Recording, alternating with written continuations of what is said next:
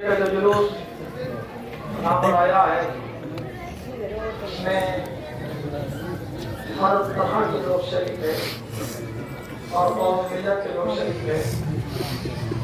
ہمارے برادران اہل سنت کے کل جماعت شریف تھی تو ہمیں بتایا گیا کہ وہ برابر میں شریک رہے اور کیوں نہ شریک ہوں اس لیے کہ ان کے نبی کے نواسے کا غم ہے.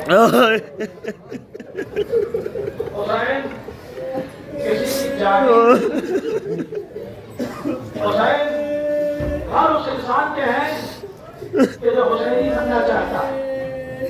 بہت سے ہمارے ہندو برادران اکیلے دم کی عزاداری کرتے ہیں اور اپنی گھروں سے اور اپنی مندروں سے کہتے ہیں کہ تعلیم حاصل ہے کیونکہ انہیں معلوم ہے کہ امام حسین اس ذات کا نام ہے کہ جو کسی مذہب سے مخصوص نہیں ہے. حسین انسانیت کے امام ہے. ہم بہت شکریہ ادا کرنا چاہتے ہیں پولیس پرشاسن کا کہ جنہوں نے ہر پروگرام میں وہ آئے اور شریک ہوئے اور جتنا بھی ان سے ہو سکا مدد رہتی ہے. آپ جانتے ہیں کہ آپ ہی کے صوبے اتر پردیش کے بھوتپور اپ مکھمنتری دنیش شرما جی کو کیا کہتے ہیں آپ کو معلوم ہے؟ دنیش شرما یہ کہتے ہیں کہ ہم تعزیے کے بچے مکھمنتری ہوئے کہ ہم تعزیے کے بچے ہیں. جیسے ہی میری شپت تھی سب سے پہلے درگاہ پہ کسی نے پوچھا کہ بھائی آپ یہاں کیوں گئے تو انہوں نے کہا کہ ہمارے یہاں سارے بچے جو ہوتے تھے سب مر جاتے تھے تو کسی نے ہماری ماں سے یہ کہا کہ اگر یہ چاہتی ہو کہ تمہارا بچہ نہ مرے تو تم نظر کر لو کہ ہم تعزیہ رکھیں گے پاپا کو بلائیں گے. دنیش شرما جی کہتے ہیں کہ جب ہماری ماتا جی نے یہ منت مان لی کہ اگر ہمارا بچہ بچ جائے گا تو ہم تعزیہ رکھیں گے تو جس دن سے ہماری ماں نے تعزیہ رکھا ہے اسی دن سے ہم بچ گئے. اب ہم کیا کہیں ان مسلمانوں کو جو یہ کہتے ہیں کہ تعزیہ بدعت ہے. ارے تعزیہ زندگی دیتا ہے, تعزیہ موت سے نکالتا ہے. نبی کے نواسے کو سمجھنے کی کوشش تو کرو. اس لیے کہ نبی کا نواسا تم کہتے ہو ہمارے نبی کا نواسا ہے لیکن دوسری قومیں کہ جن کے نبی کا نواسا نہیں ہے نبی کو نہیں مانتے ہیں تب بھی وہ یہ کہتے ہیں کہ حسین ہمارے. کیوں؟ کیونکہ ان میں انسانیت پائی جاتی ہے. گرو نانک نے اپنے ایک شاگرد سے کہا کہ حسین کی عزاداری کیا کرو, مسجد میں جایا کرو. اس نے کہا کہ ہم کیوں جائیں, یہ تو مسلمانوں کے امام ہیں.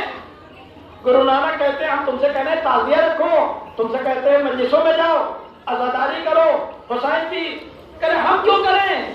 کہا تم اس لیے کرو کہ ہم تم سے یہ کہتے ہیں کہ جاؤ جا کے اپنی بہن سے شادی کرو. کہتا یہ ہم نہیں کر سکتے. کیوں نہیں کر سکتے؟ کہا یہ حرام ہے. کہا اسی حرام کی تمیز کا نام حسین ہے. آج تمہاری عقل, تمہاری غیرت, تمہاری شرافت بہت سی چیزوں کو قبول نہیں کر رہی ہو. اس ہستی کا نام حسین ہے.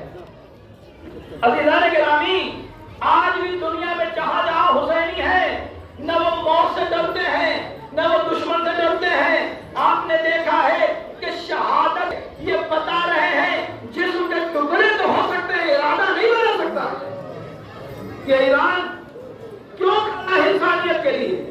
ہندوستان میں جیسے ہی ایران کو یہ پتا چلا کہ گیس کی کمی ہے انہوں نے راستے کھول دیے. کیوں راستے کھول دیے؟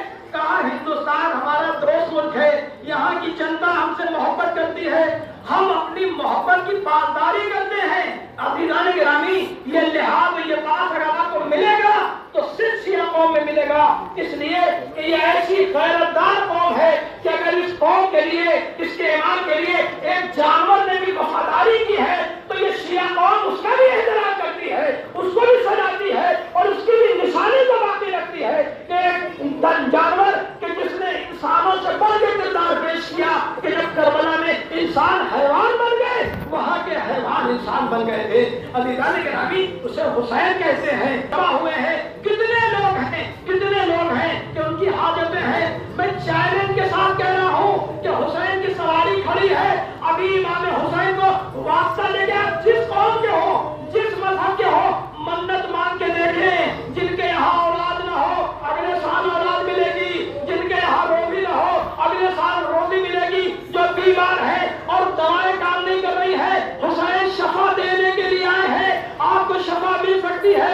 आप तासुब न कीजिए, अकीदत से पेश आइए। अगर आप इमाम हुसैन के साथ अकीदत के साथ पेश आएंगे तो फिर आपकी हाजतें पूरी होंगी।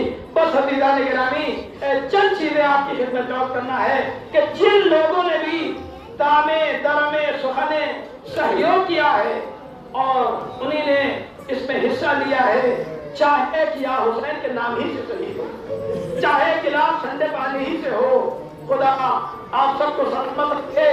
खास करके हमारी अंजुमन सज्जादिया, इनके मेंबरान और बिडौली सादात के मोमिनीन और गुड्डू साहब और जो लोग हैं कि जिन लोगों ने यहाँ पर इस एहतमाम को करने के लिए कोशिशें की हैं, अल्लाह उनके हौसलों को बुलंद फरमाए और कबूल करे।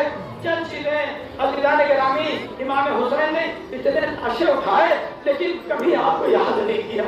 लेकिन एक मंजिल ऐसी है कि जहाँ पे आपको याद किया है, आपने कहा है कि ऐ शियो, काश तुम करबला में होते और देखते कि हुसैन करीम के साथ क्या हो रहा है। जानते हैं वो कौन सी मंजिल है? वो मंजिल वो है कि जहाँ पर हुसैन अली असगर के लिए पानी मांग रहे थे लेकिन पानी नहीं मिला। एक तीर चला और जो तीर चला है खून अली असगर के गुरु से जो निकला, हुसैन ने अपने हाथ में ले लिया और चाहते थे कि जमीन पे फेंक दे, जमीन से हवा